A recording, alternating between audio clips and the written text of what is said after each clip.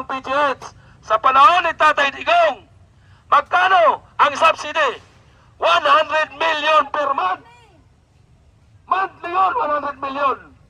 Ngayon, wala na. Ang PhilHealth, ninakaw na. Kaya, hindi pwede tayo mga Pilipino manahimik lamang. Kaya nga, mayroong oposisyon sa Kongreso at Senado para magkaroon tayo ng check and balance. Kasi, pag may batas at walang kumukontra, ang batas na yon ay para lang sa pansarili nila. Lahat tayo kawawa. Aabusuhin ng Pilipinas. Ubos ang pondo ng gobyerno. Sa bawat sigaw ng sambayanan, pag-asa'y muling sisiklab sa pagkakaisa ng bawat mamamayan. Bukas ay maaabot agad.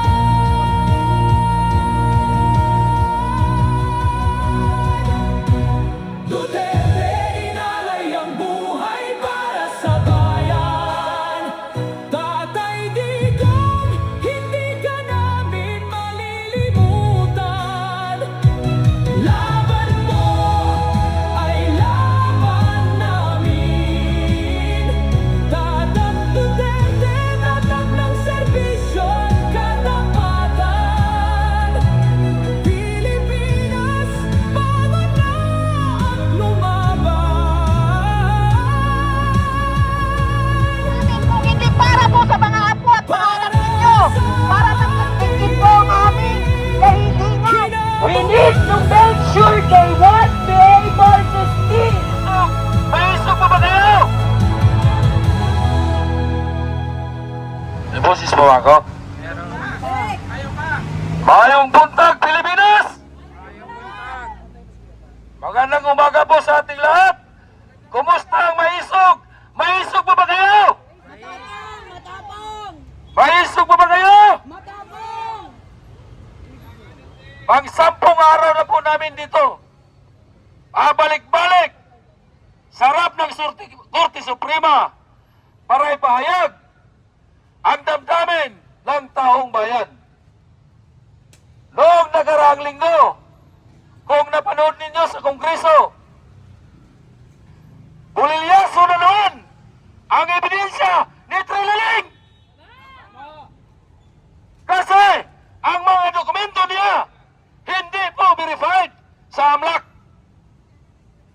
Kaya, lalong nawawalan ng tiwala ang taong bayan sa kanilang prosesong ginawa tungkol sa impeachment. Punyeta ang impeachment na yan. Ibarsura na yung impeachment na yan. Kaya panawagan namin sa Korte Suprema, yung TRO na pinail ni Vice President Sara Duterte ay sana maaksyonan na po ninyo.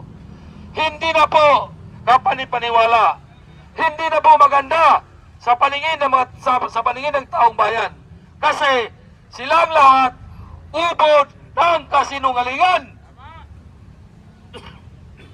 Kaya sana atupagin na lang nila yung numero 1 problema ng ating bansa. Ang kahirapan sa ating bansa. Ang extra stock tanggalin. Ang iba tanggalin. Kawawa ang mga Pilipino. Hirap ang mga riders. Lalo naghirap ang buong sambayanan. Okay lang kung ikaw ay mayaman. Pero pati ang mga mayaman, nagpapagasolina, nagre-reklamo rin pala. Kasi sobrang taas daw yung diesel. Diba? Ang ating gobyerno noon, napakahusay. Ako po ay isang OFW for 15 years. Noong 2016, nasa Oman po ako. Ikot po ko yung Middle East. Galing ako Saudi, Oman, Qatar, Bahrain, UAE. Ako po ay isa namumuno ng isang Filipino community sa abroad. Ngayon, nung sa Oman, nung tumakbo si Presidente Duterte, isa ako sa gumagapang sa mga Filipino community na sana suportahan si PRRD. Noong 2017,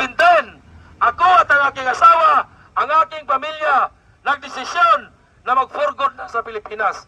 Kasi alam ko ang kinabukasan ko sa Pilipinas kung si Presidente Duterte ang naupo. Ngayon nagsisi ako, sana pala hindi na ako umuwi. Kasi ang gobyerno natin ngayon, walang ibang ginawa, kundi magnanakaw.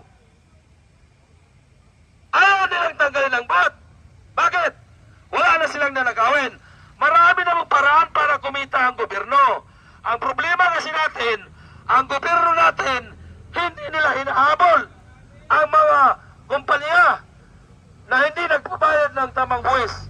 Sa panahon ni Tatay Digong, lahat ng mga oligarko, mga kumpanya na utang bilyon-bilyon sa taxes, isang salita lang ni Tatay Digong, nagbabayad yan.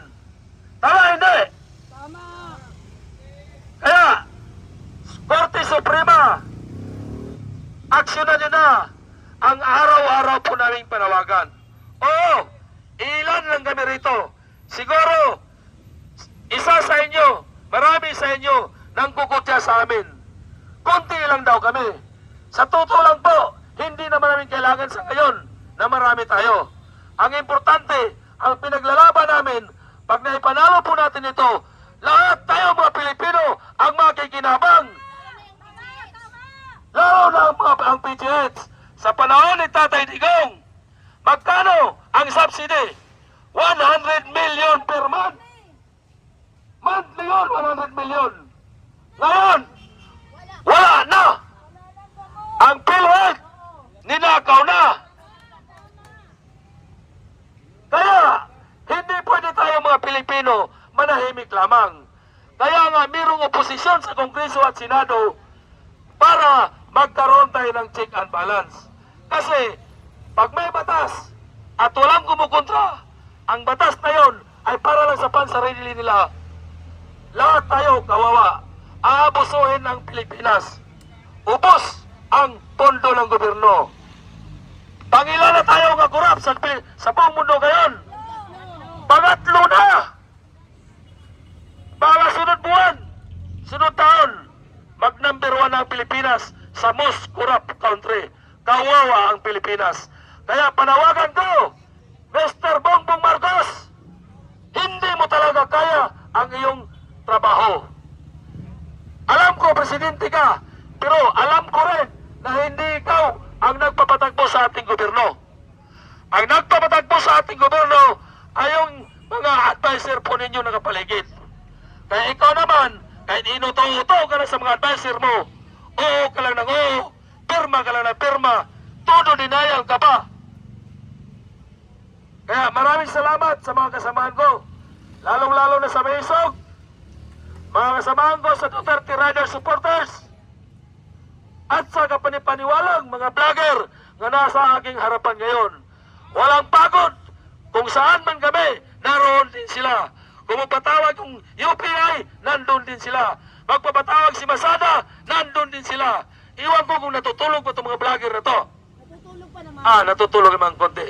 Kaya, tapusin ko na lang po ang aking pagsasalita. Alam ko, meron pa po magsasalita susunod sa akin. Maraming salamat para sa Diyos, para sa kapwa, at para sa bayan. Mabuhay po tayong lahat. Duterte! Duterte! Duterte! Duterte!